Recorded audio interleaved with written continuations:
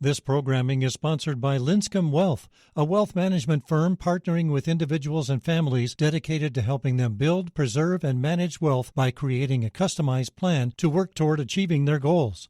More at linscombwealth.com.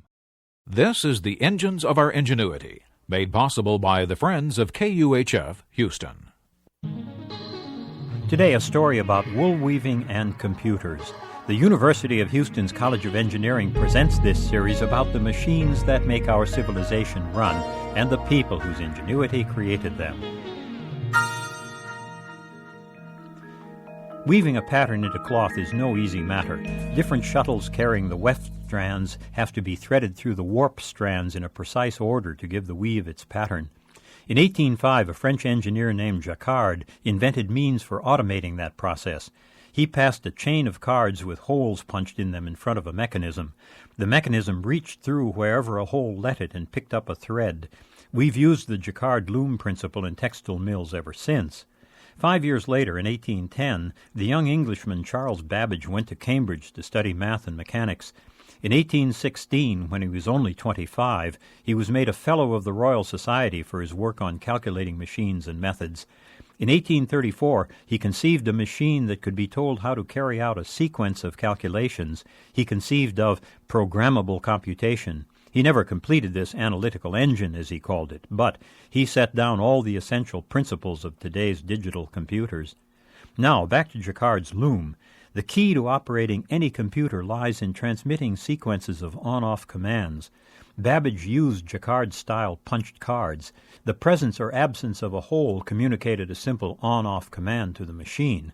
But Babbage's idea went fallow for a long time. Meanwhile, another bright young man, Herman Hollerith, joined the census office.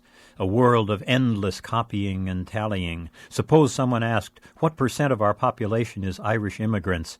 How do you get an answer from millions of data sheets? One person had tried making ink marks on a continuous paper roll. Then Hollerith thought of punching holes in the paper like a piano player roll. Holes registered each piece of data mechanically, the way a player piano sounds notes. But that lost the identity of individual records, and it opened the door to nasty errors. One day a friend said to Hollerith, there should be a way to use separate cards with notched edges to keep track of data.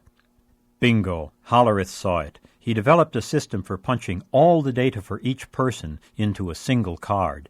If you were a citizen and you were literate, one hole went in column 7, row 9. He had a full system working in time for the 1890 census.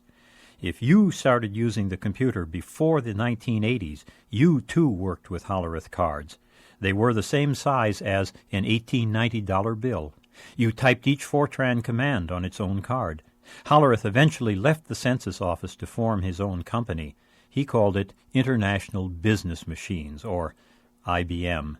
It really is wondrous to see how ideas turn and change and flow. Jacquard to Babbage to Hollerith, and Hollerith's company at length building fully evolved Babbage engines for us all to use. I'm John Lienhardt at the University of Houston, where we're interested in the way inventive minds work.